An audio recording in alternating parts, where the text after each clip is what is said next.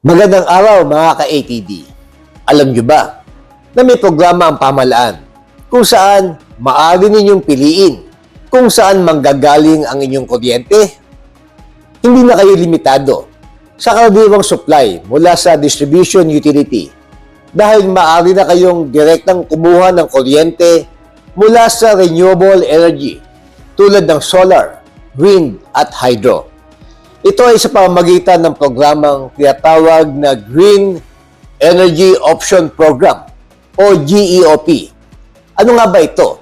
At paano ito makakatulong sa inyo? Alamin natin. Ang Department of Energy ay nagpapatupad ng Green Energy Option Program o GEOP, isang programa sa ilalim ng Renewable Energy Act of 2008. Layunin nito na bigyan ng kapangyarihan ang mga consumer na pumili ng renewable energy bilang kanilang source ng kuryente. Sa ilalim ng GEOP, ang mga kwalipikadong end users ay maaaring direktang bumili ng kuryente mula sa mga accredited renewable energy suppliers at hindi na lamang umasa sa kanilang pinagkukunan ng kuryente ng distribution utility.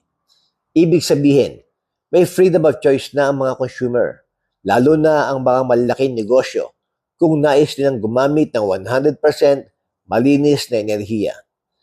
Sino ang maaring sumali? Sa kasalukuyan, ang GEOP ay pangunahing para sa mga malalaking consumer ng kuryente tulad ng mga negosyo, pabrika, commercial establishments, malalaking gusali at opisina.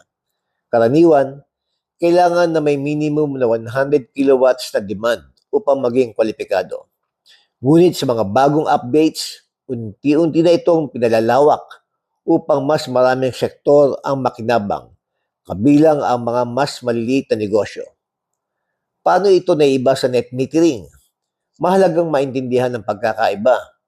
Net metering, para sa bahay o maliliit na negosyo na may sariling solar panels. GEOP, para sa malalaking consumer na gustong bumili ng renewable energy mula sa supplier. Sa madaling salita, net metering, ikaw ang gumagawa ng sarili mong kuryente. GEOP, pipili ka ng supplier na renewable ang source. Ano ang benepisyo ng GEOP? Mas malinis na enerhiya, bawas carbon emissions.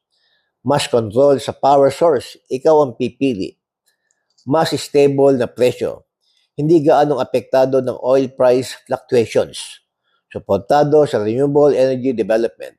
Bukod dito, nakakatulong din ng GEOP upang mapabilis ang transisyon ng Pilipinas sa sustainable energy at mabawasan ang dependence sa imported fossil fuels. Mga ka-ATD, malinaw na ang direksyon ng pamahalaan. Bigyan ng kapangyarihan ang bawat consumer na pumili ng mas malinis at mas sustainable na enerhiya.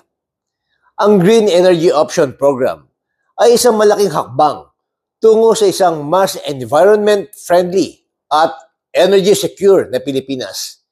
Hindi lamang ito tungkol sa kuryente. Ito ay tungkol sa kinabukasan ng ating bansa. Ako po si Arnold Divina. At ito ang Aksyon Divina, Tatak Divina.